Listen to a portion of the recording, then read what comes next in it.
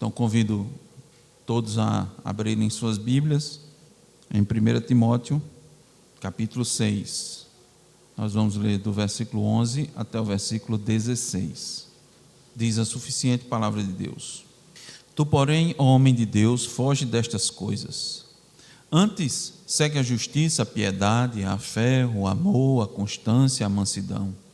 Combate o bom combate da fé, toma posse da vida eterna, para a qual também foste chamado e de que fizeste a boa confissão perante muitas testemunhas. Exorto-te perante Deus, que preserva a vida de todas as coisas, e perante Cristo Jesus, que diante de Pôncio Pilatos fez a boa confissão, que guardes o mandato imaculado e irrepreensível, até a manifestação de nosso Senhor Jesus Cristo, a qual em suas épocas determinadas há de ser revelada pelo bendito e único soberano, o Rei dos reis e Senhor dos senhores, o único que possui imortalidade, que habita em luz inacessível, a quem homem algum jamais viu, nem é capaz de ver. A ele honra e poder eterno. Amém. Vamos, meus irmãos, orar nesse momento. Senhor Deus, tua palavra está aqui, ó Senhor, diante de nós e foi lida, Senhor, e o teu povo, ó Deus, aguarda, anseia, Senhor, pela exposição da mesma, porque o teu povo tem fome, ó Deus, tem fome da tua palavra, porque é ela quem alimenta as nossas almas. E, ó Deus, não há, sem dúvida, cuidado maior da tua parte para com o teu povo, senão quando tu, assim, ó Deus, fala com ele, tu não te calas, tu não silencias. É, ó Deus, manifestação da tua bondade, mesmo quando, ó Deus, essa palavra vem com a palavra exortativa, quando tu corriges, é bondade, porque só corrige um filho que ama o pai, que também ama esse filho.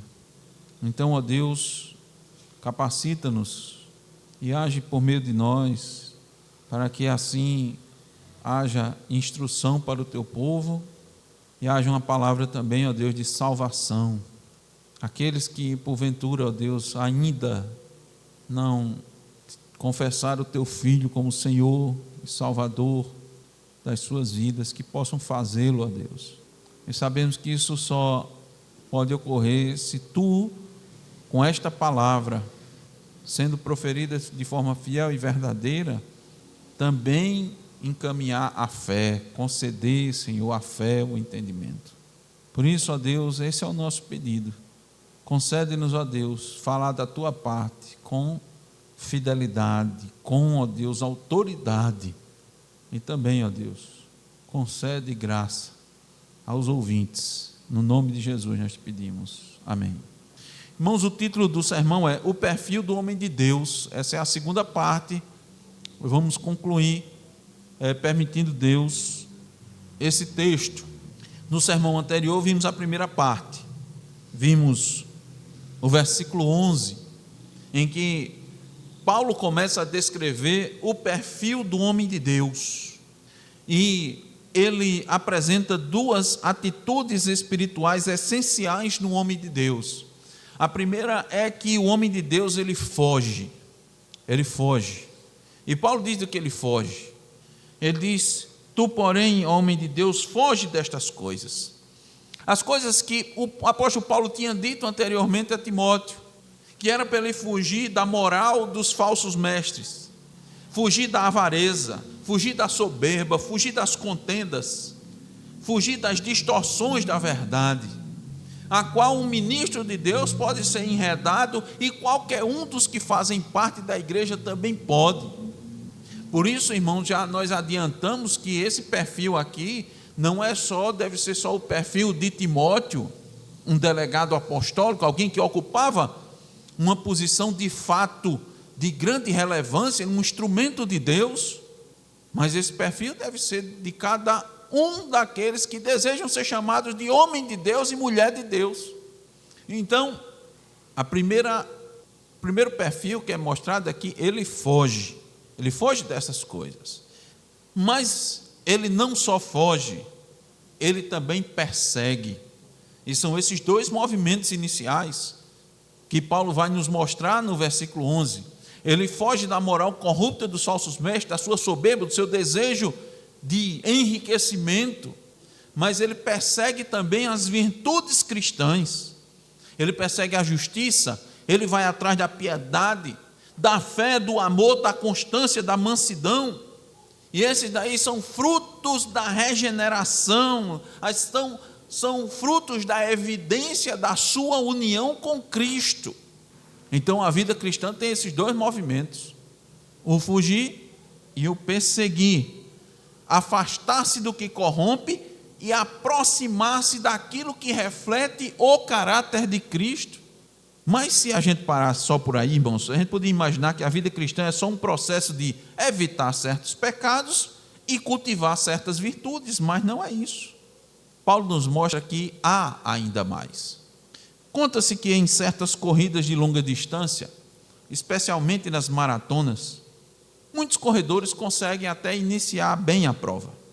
A empolgação da largada, aquele clima de competição, a multidão incentivando, a adrenalina do momento, fazem com que os primeiros passos, os primeiros metros e até os primeiros quilômetros sejam trilhados, digamos assim, até de maneira mais fácil.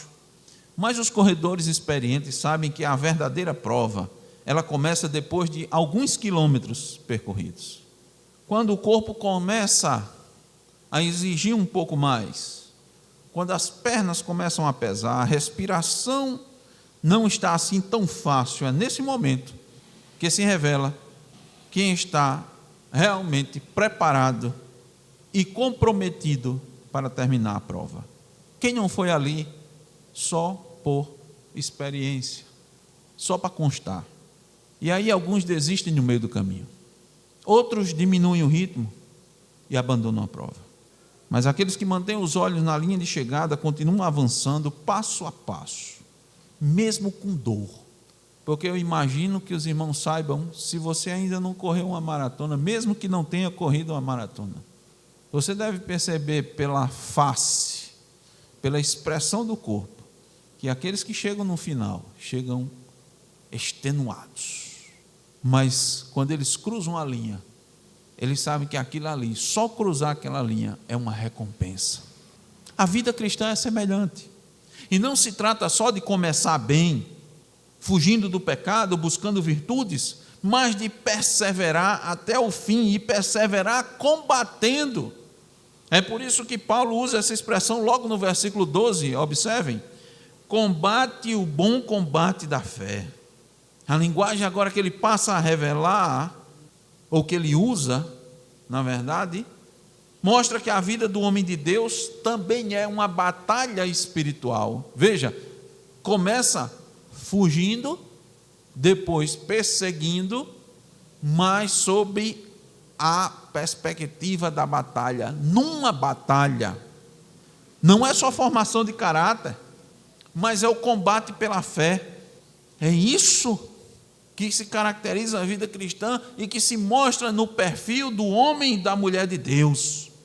Ele combate, mas ele tem a esperança de chegar lá no final, de atravessar a linha, confiado em Deus, porque ele vai se apegar à promessa eterna e vai permanecer fiel até o fim. Ele vai se apegar à promessa eterna porque ele sabe que ele não pode confiar em si mesmo. O homem de Deus e a mulher de Deus sabe que ele não pode confiar em si mesmo. A linguagem de hoje do mundo e a linguagem de muitas das igrejas é: você pode, você consegue. Use a sua fé. Não é essa a linguagem? É essa a linguagem. Confie em si mesmo. A Bíblia diz: desconfie de você mesmo. Apegue-se à esperança. Apegue-se ao Senhor. Mas não deixe de lutar. Combata. É exatamente isso, irmãos, que veremos agora na continuação do texto. E voltamos àquela pergunta central que é: qual o perfil do homem de Deus? Nós vimos no sermão anterior que ele foge da moral corrupta dos falsos mestres e ele persegue as virtudes cristãs.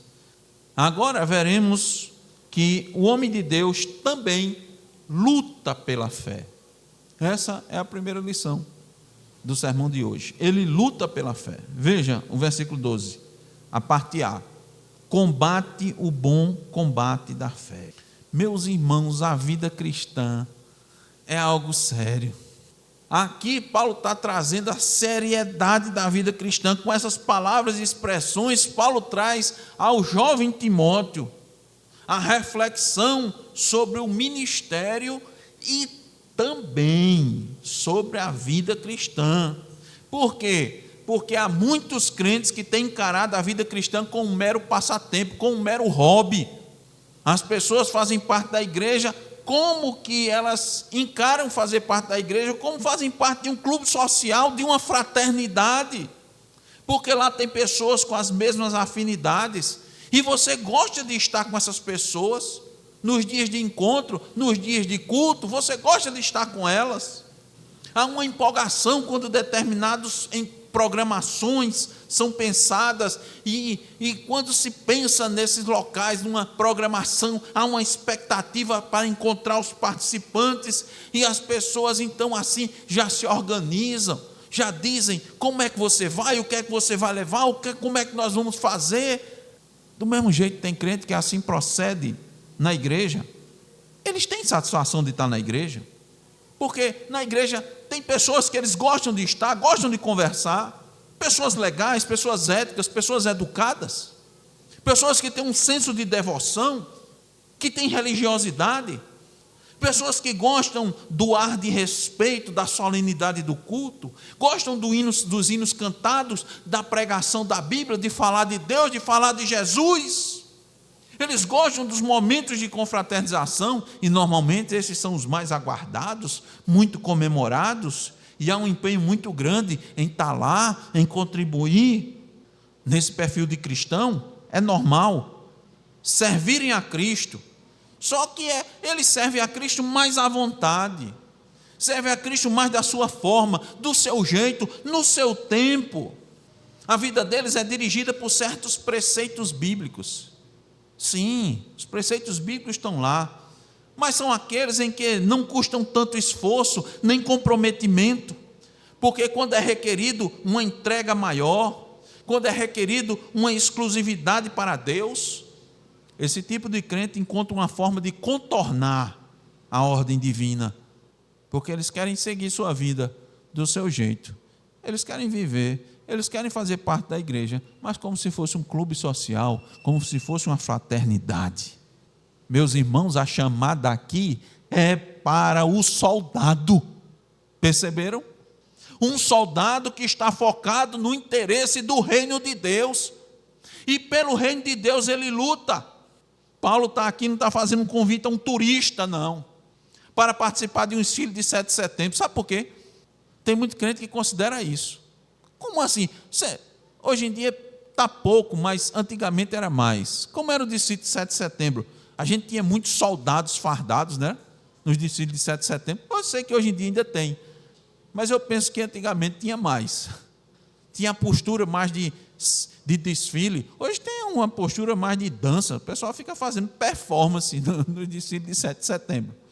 Mas tem crente que encara fazer parte da igreja, um chamado para a luta, como se ele fosse desfilar no dia 7 de setembro. Por quê? Porque ele bota a roupa de crente como o soldado bota a roupa, vai fardado. Ele toma a postura de crente como o soldado marcha naquela cadência. O soldado está ali com as armas, ele bota a Bíblia debaixo do braço.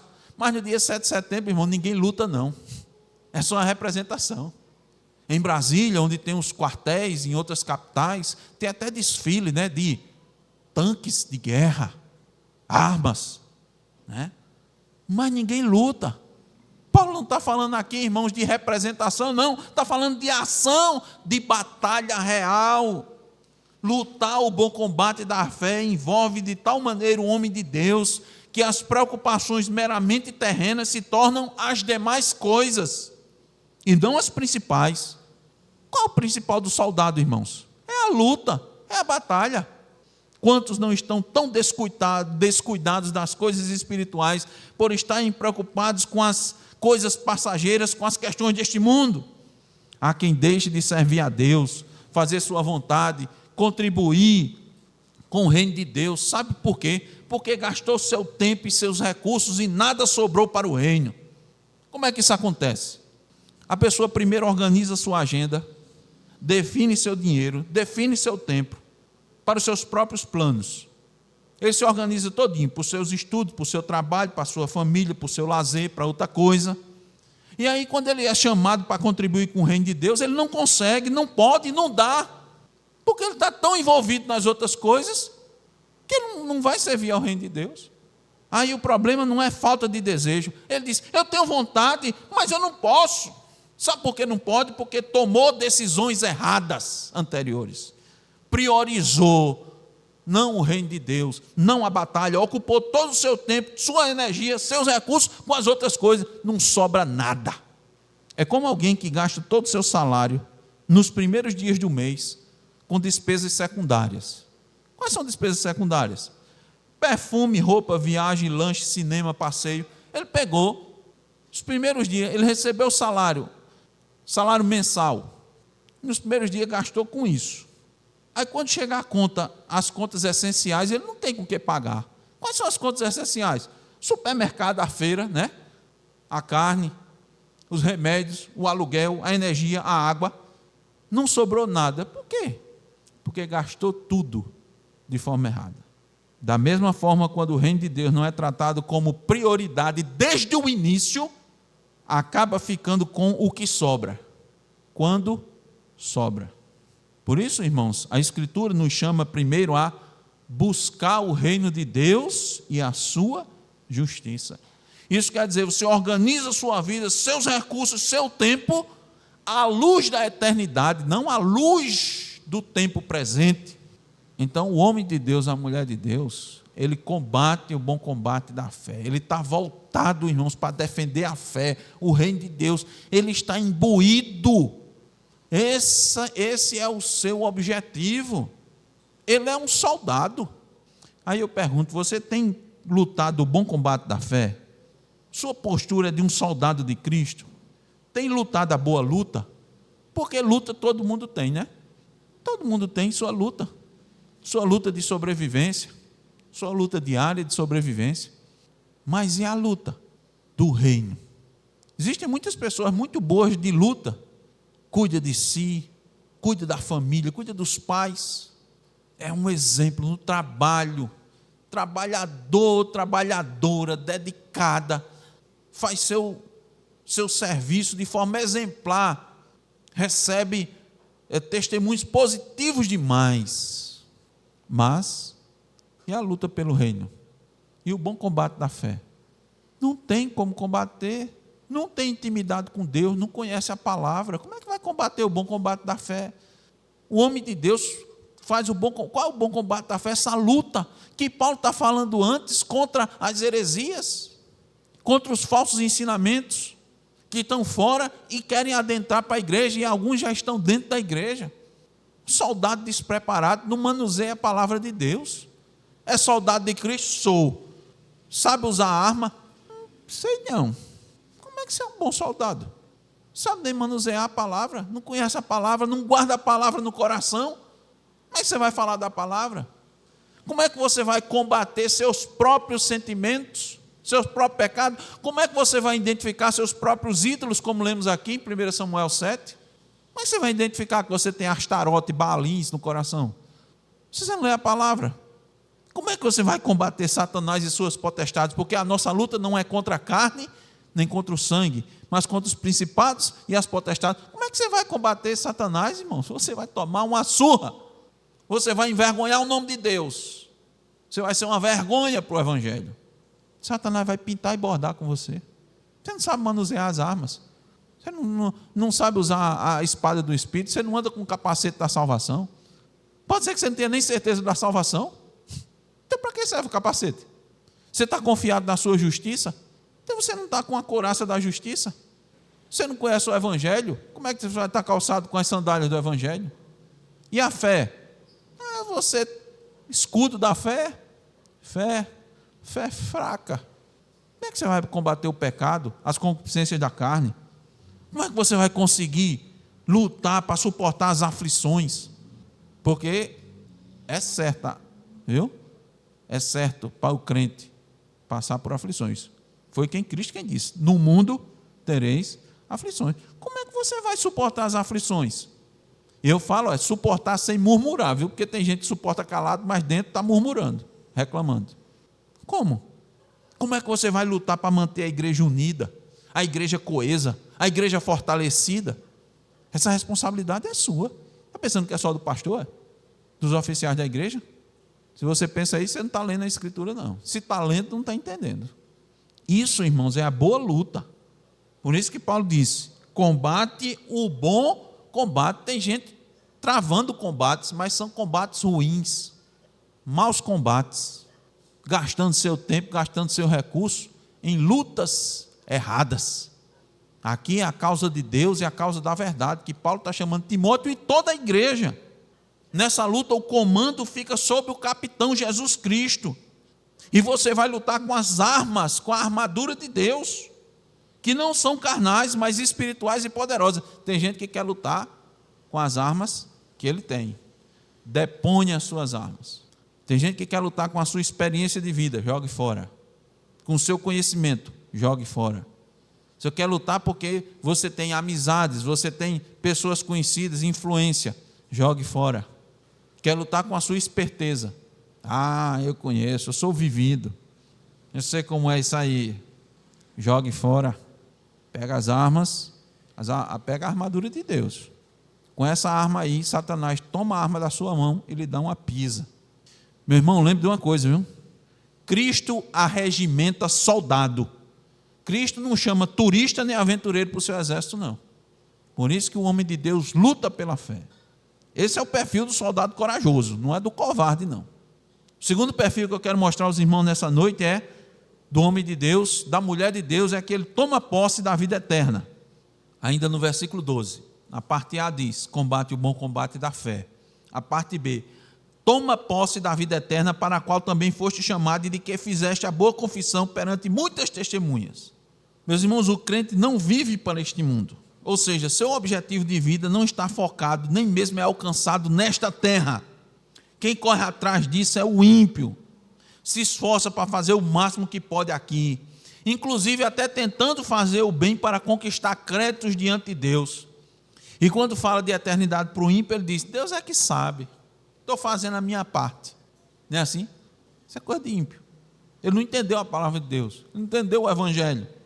É importante refletirmos sobre esta verdade e examinarmos se nossos pensamentos, nossas atitudes estão nos levando em direção à eternidade ou estão nos deixando mais presos aqui na terra, ao presente.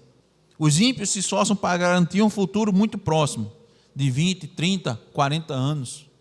Eu quero que você reflita sobre isso, mesmo que você tenha tempo de igreja. Não importa se você tem 1 ano, 2 anos, 5, 10, 20, 30 ou 40 anos de igreja. Que perspectiva você tem vivido? Que horizonte de vida você tem abraçado? Pelo que você tem se esforçado? Tem feito os planos com essa cronologia de anos para aqui nessa terra?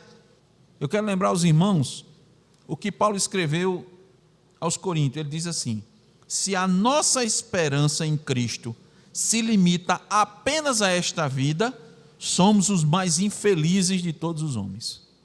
Meus irmãos, olha a exortação que Paulo está fazendo aqui.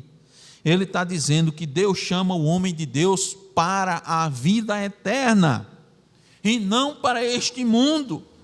Ele se esforça para obter a vida eterna, mas veja só, aqui não se está pregando, Paulo não está pregando o mérito da eternidade pelo seu esforço, pelas suas obras, não. Preste atenção, o que é que ele está dizendo?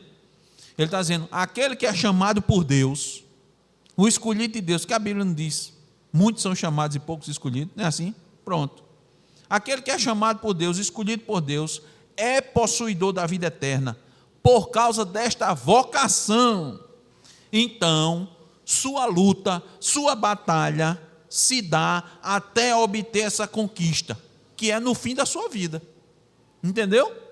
Agora, ele já tem isso garantido, mas ele luta para tomar posse disso ainda aqui. Eu quero mostrar isso aos irmãos, porque essa linguagem, irmãos, é a mesma que o apóstolo Paulo também utilizou quando escreveu aos Filipenses. Ele disse assim lá em Filipenses 3,12: não que eu já tenha recebido ou tenha já obtido a perfeição, mas prossigo para conquistar aquilo para o que também fui conquistado por Cristo Jesus. Essa linguagem é constante, irmãos. Nós fomos salvos, nós somos salvos e nós seremos salvos. Essa é a linguagem bíblica. Nós fomos salvos na hora que Deus nos concedeu uma nova vida, um novo nascimento. Nós fomos salvos. Nós estamos sendo salvos. Ainda é um processo de santificação.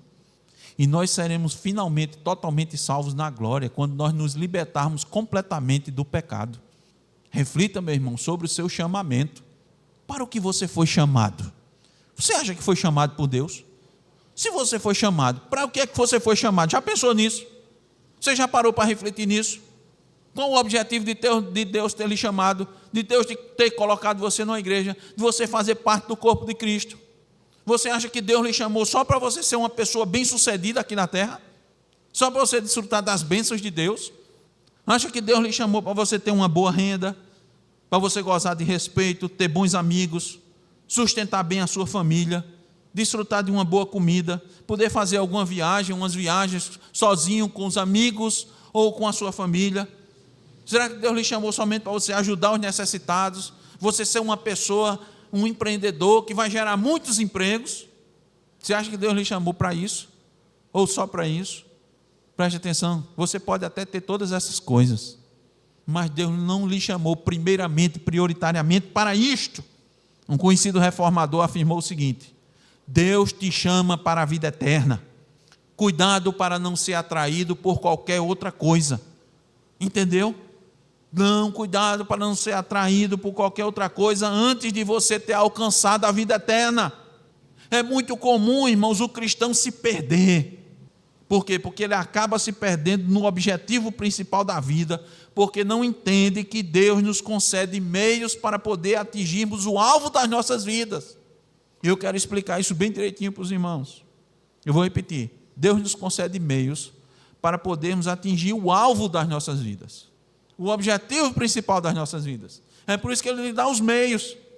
Então Ele lhe dá recursos, Ele lhe dá tempo, Ele lhe dá família, Ele lhe dá amigos, Ele lhe dá irmãos, Ele lhe dá vizinhos, Ele lhe dá habilidades, dons, talentos, Ele lhe dá networking, consegue você fazer as suas conexões, a sua rede de conhecimento, tudo. E isso sabe para quê?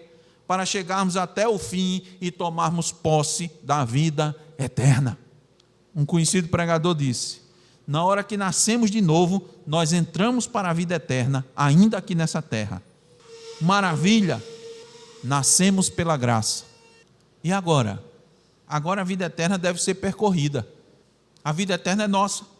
Percorra, lute em favor dela. É isso. Tome posse da vida eterna. Meu irmão, quando nós passamos a fazer parte da igreja, nós assumimos um compromisso diante de Deus e dos homens. Um compromisso sério, muito sério. Nós graciosamente ganhamos muitos privilégios, mas também muitos deveres. Fique sabendo que quando você passa a fazer parte do corpo de Cristo, você compromete toda a sua vida. Você sabia disso? Se não sabia, fique sabendo agora. Se esqueceu, eu estou lhe lembrando. Quando você passa a fazer parte do corpo de Cristo, sua vida está comprometida. Paulo está fazendo essa lembrança a Timóteo. Timóteo fez, como nós fizemos, uma profissão de fé diante das testemunhas. Então não tem como retroceder. Você comprometeu toda a sua vida. Porque fazer parte do reino de Deus é perder a sua vida. Você não sabia disso, não? Cristo disse: quem perder a sua vida por amor de mim vai ganhá-la. Você perdeu. Irmãos, imaginem a situação de um agente secreto. Nós vemos isso em filmes. Ele é enviado por seu país para viver em outro território. Inclusive, aqui no nosso país, há alguns meses atrás, foram descobertos agentes secretos, russos, se eu não me engano. Eles se infiltram no país. Esse especificamente procurou e no seu documento tinha, se eu não me engano, a filiação de uma mulher que já tinha sido morrida, que já tinha morrido.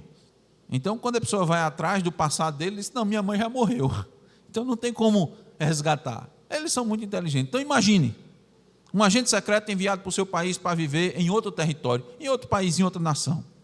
Mas ele está lá porque ele recebeu uma missão, não é? Uma missão muito específica. Mas para cumprir essa missão, ele precisa viver como um cidadão comum daquele país, daquele lugar. Então, o que é que ele faz? Ele consegue um emprego, ele às vezes abre um negócio, ele faz amizades, ele aprende a cultura, e ele se torna ali parte daquela sociedade. Às vezes ele até constitui família. Para quem olha de fora, pensa que aquele é o objetivo da vida dele. Por quê? Ele está trabalhando, ele está com suas amizades, ele está conseguindo seu dinheirinho, às vezes já consegue comprar uma casa, um carro, passeia, tira fotos, né? Ele gera todo um histórico para demonstrar que ele está vivendo como as pessoas daquele país, e aquilo dali, a sua vida é igual àquelas pessoas, e seu objetivo de vida é o objetivo de todo mundo: viver bem, viver melhor, aproveitar um pouquinho seu salário, sua coisa, fazer umas viagens, sair com os amigos, ajudar os vizinhos. Muitos deles são normalmente sempre corteses, né? Eles fazem amizade, eles vão na vizinhança, as pessoas dizem: e fulano não, é gente boa. Mas isso faz parte do seu disfarce, da sua estratégia, porque ele tem uma missão, e para cumprir essa missão, ele precisa cumprir esses outros objetivos. O salário que ele ganha, por melhor que seja, às vezes alguns vivem uma vida mais comum, outros vão para empresas multinacionais. Depende do seu objetivo, né? Veja, onde ele vai, preste bem atenção, isso é extremamente didático para a gente. Onde ele vai trabalhar depende da missão dele, do objetivo dele. Então, se ele quer se infiltrar para ir para outro país, normalmente ele vai trabalhar numa empresa multinacional, porque vai permitir a ele viajar e manter o seu disfarce. Então, o salário que ele ganha, por melhor que seja, não é o objetivo da vida dele. A casa que ele compra não é o objetivo final dele. O trabalho que ele exerce não é o objetivo final. O objetivo principal continua sendo a missão que ele recebeu. Se em algum momento ele se esquece disso e começa a viver apenas para o conforto daquela nova vida, ele terá abandonado a missão para o qual ele foi enviado. De certa forma, irmãos, a vida cristã se parece com isso. Quando Deus nos chama, Ele nos dá trabalho, Ele nos dá família, Ele nos dá recursos, Ele nos dá amizades, Ele nos dá oportunidades. Mas isso não é o objetivo final da nossa existência. Não é. Não é ter emprego, não é ter um bom salário. Isso aí são meios que Deus nos concede para caminharmos rumo à vida eterna. E o perigo é quando o cristão se acomoda à vida do disfarce. Preste bem atenção, isso é um comparativo do disfarce. E ele esquece a sua missão. A Escritura lembra, irmãos, que nosso verdadeiro reino não é deste mundo. Então nós vivemos aqui, trabalhamos aqui, constituímos família aqui, prosperamos aqui. Isso é o desejo de Deus, porque Ele está nos dando. Seja próspero, produza fruto na sua vida, ame a Deus, ame ao seu próximo, faça o bem a todos, mas tudo isso deve servir ao propósito maior: perseverar na fé, alcançar plenamente a vida eterna em Cristo Jesus, buscando sempre glorificar a Deus. Entenderam? Seu objetivo maior é tomar posse da vida eterna e glorificar a Deus, porque você não é daqui. Qual é o perfil do homem de Deus? Ele luta pela fé, ele toma posse da vida eterna. Em terceiro lugar, ele se mantém fiel diante de Deus. Ele mantém-se fiel diante de Deus. Versículos 13 e 14. Exorto-te perante Deus, que preserva a vida de todas as coisas, e perante Cristo Jesus, que diante de Pôncio Pilatos fez a boa confissão, que guardes o mandato imaculado, irrepreensível, até a manifestação de nosso Senhor Jesus Cristo. Mantenha-se fiel, Timóteo. E olha, irmãos, não é fácil para um ministro fiel, um verdadeiro ministro, manter-se fiel até o fim, não é fácil. Se não focar em Cristo, ele vai se perder. Ele vai se perder. Muitos começam bem, com entusiasmo, com fé, mas não conseguem terminar da mesma forma. São muitos os desafios, as adversidades, a oposição, o alto preço para se manter fiel à verdade. Vamos tomar como exemplo Cristo e o que ele enfrentou no seu ministério. A oposição começou logo cedo e em casa. Aos 12 anos, a família subiu para Jerusalém, como deveria acontecer. Eram caravanas e mais caravanas, né? Iam para lá. Aí desceram os pais dele e procuraram Jesus. Onde é que está Jesus? Estava no templo, conversando com os doutores. Menino de 12 anos. Eu estou tratando dos assuntos de meu pai. Quando chegou a partir dos 30 anos, seus irmãos nem criam nele. Você sabia disso? Está lá em João 7, do 3 ao 5. Seus irmãos não criam nele. Em determinado momento, sua mãe e seus irmãos foram atrás dele, porque pensavam que ele estava fora de si. Ele estava fazendo a vontade do pai, ele estava cumprindo sua missão. Mas era difícil, porque a família ia prender ele, irmãos. Ia prender. Está doido. Fora de si, assim, está variando. Está lá em Marcos 3, do 20 ao 21. Aí foi quando eles chegaram para ele, a multidão estava assim, ele atendendo a multidão, pregando, né, ensinando. O pessoal disse: olha, tua mãe e teus irmãos estão atrás de ti. Ele disse: aqui está minha mãe e meus irmãos, olhe para eles. Os religiosos da época se levantaram contra ele, procurando de todo jeito incriminá-lo, desacreditá-lo. Foi preso, por fim, foi preso injustamente, por meio da traição de um de seus apóstolos. Depois que ele foi, assim que ele foi preso, todo mundo correu, deixou ele sozinho. Todos correram. Depois vieram dois, assim, de longe, foram atrás dele. Um deles negou 3 vezes Jesus, e tinha sido advertido. Foi condenado injustamente, zombado, escarnecido, e por meio de muita violência, foi crucificado, morto como um malfeitor. É fácil manter-se fiel até o fim? Ah, pastor, mas hoje em dia, eu sei, né? Foi só Jesus, né? Quantos ministros fiéis não têm sido desacreditados, zombados? Quantos não sofrem perseguição dentro da própria igreja? Dentro da própria igreja. Traição dentro da igreja. Uns saem de casa em casa para falar mal, para derrubar, para acabar com o ministério do pastor. Você acha que isso não acontece, não? Porque ele é fiel, porque ele está pregando a verdade. A verdade incomoda, o evangelho incomoda, machuca, porque é uma espada que vai dentro, que penetra no coração. Quem de fato, irmãos, consegue seguir os passos do ministério de Cristo até o fim? Quem no meio do caminho não é sufocado pelas preocupações deste mundo? Quem consegue manter-se fiel, fiel à palavra, fiel na postura, fidelidade no culto, na condução da igreja, quando há muito mais possibilidade de riqueza, de honra, ao adequar o evangelho à necessidade das pessoas? Quem consegue se manter fiel quando a pressão pelos resultados vem de todos os lados? Foram quantas conversões? Quantas vezes eu não já ouvi, irmãos, de pastor de outra igreja, disse: olha, minha denominação está preocupada com relatório. Quer saber do relatório? Não basta começar bem, é preciso terminar bem. E não é fácil terminar bem. Timóteo deve guardar o mandato imaculado e irrepreensível até a manifestação de Cristo Jesus. O que é isso? O mandato, irmãos, é a instrução apostólica, a verdade do evangelho. A igreja de Deus é coluna e baluarte da verdade. É isso que Paulo está dizendo a Timóteo. Guarda o mandato. Então Timóteo tinha que vigiar, proteger e preservar, e ainda manter sua conduta intacta. É fácil? Não. Mas pela graça, confiado em Cristo Jesus, se consegue. Agora, esse mandamento não é só para Timóteo, é para todos que receberam a verdade do evangelho. Ou você não foi chamado Se você não foi chamado, então essa mensagem não é para você. Mas se você foi chamado, é para você. Você não tem um mandato, não? Hein? Deus lhe chamou para quê? Para você esquentar os bancos? Ah, aqui não tem banco não, esquentar essas cadeiras. Você acha?